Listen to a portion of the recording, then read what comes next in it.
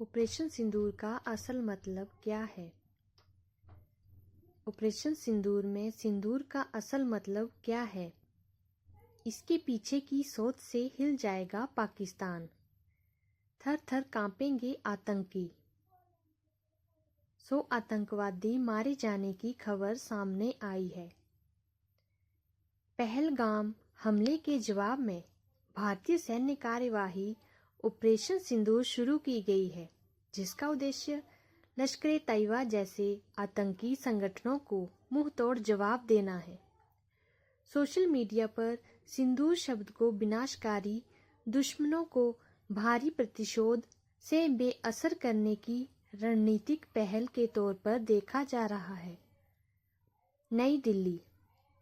पहलगाम आतंकी हमले के जवाब में हुई भारतीय सैन्य कार्यवाही को ऑपरेशन सिंदूर का नाम दिया गया है। इसके पीछे आमतौर पर यही वजह सामने आ रही है कि लश्कर-ए-तैयबा से जुड़े आतंकवादियों ने जिस तरह से महिलाओं के सामने ही उनके पतियों को मारकर उनकी मांगें उजाड़ी हैं, यह उसी का बदला लिया गया है।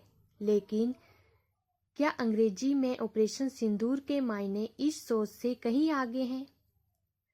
सोशल मीडिया पर इसको लेकर जो कुछ कहा जा रहा है वह पाकिस्तान और उसकी छत्र छाया में पलने और बढ़ने वाले आतंकी संगठनों के लिए बहुत बड़ी चेतावनी है। हिल जाएगा पाकिस्तान, थर थर कांपेंगे आतंकवादी।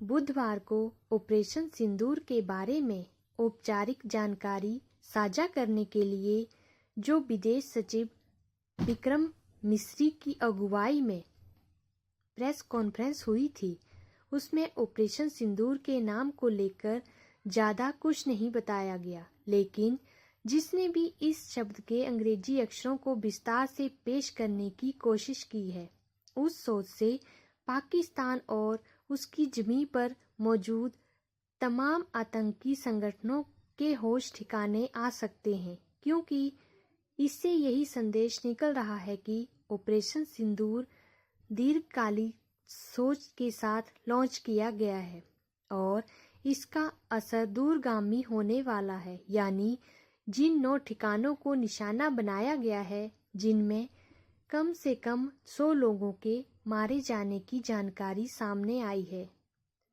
ये तो शुरुआत भर है। आने वाले दिनों में पाकिस्तान को ऐसे कई खौफनाक मंजर देखने को तैयार रहना चाहिए। इस हमले में बहुत कुछ छिपा हुआ था। सिंदूर नाम, उसके बाद आए वीडियो और 2 महिला अफसरों का ऐलान करना, ये सब बातें बहुत मायने रखती थी। इससे पता चलता है कि हमने कितनी अच्छी से तैयारी कर ली थी। हमने 2 हफ्ते पहले ही तैयारी शुरू कर दी थी। हर चीज़ पर ध्यान दिया गया था। सेना के हिसाब से भी बहुत कुछ अच्छे से तैयार किया गया था। इस ऑपरेशन से हमारी ताकत ही नहीं बल्कि इरादे भी साफ नज़र आते हैं। बात ने सिर्फ गुस्से में आकर ही जवाब नहीं दिया है, बल्कि हमने इस हमले को दुनिया के सामने सही तरीके से पेश करने की कोशिश की है। हम यह दिखाना चाहते हैं कि पाकिस्तान और आतंकवाद का बहुत पुराना नाता है। ये बात सब जानते हैं। हाँ, एकदम से सबूत मिलना मुश्किल है, लेकिन हमारे पास ऐसे बहुत सारे सबूत हैं जो इस बात को सच साबित करते हैं। दुनिया को भी ये बात पता है। कुछ दिन पहले पाकिस्तान के विदेश मंत्री ने भी माना था कि उनके देश ने आतंकवाद का समर्थन किया है। हालांकि उन्होंने इसका इल्जाम पश्चिमी देशों पर डालने की कोशिश की थी। 25 मिनट में 9 आतंकी ठिकानों का दहन किया गया। राफेल से सनसनाती हुई स्कैल्प मिसाइल जब आतंकी कैंपों तक पहुंची तो जोरदार से आवाज़ कई फीट ऊंची लपटे उठी। जहां जहां हमले हुए पूरा इलाका थर्रा उठा। ये तमाम ठिकाने लश्कर-ए-तैयबा के थे। अब फिर कभी भारत के खिलाफ आतंकी हमले करने के बारे में सोच भी नहीं पाएंगे।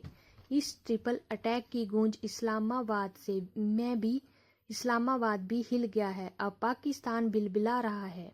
भारत पर हमले के बाद पाकिस्तान की तरफ से बयान आया है कि हमें कार्यवाही का अधिकार है, लेकिन पाकिस्तान के पास ना तो इतनी हिम्मत है और ना ही इतनी सैन्य शक्ति किसी भी तरह से भारत के प्रतिशोध को रोका जा सके, क्योंकि अगर पाकिस्तान ने जरा भी हिमाकत दिखाई तो इस बार पाकिस्तान के आतंकी ठिकानों के अलावा दूसरे टारगेट भी हो सकते हैं।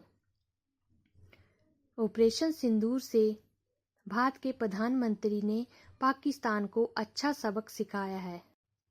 भारत माता की जय।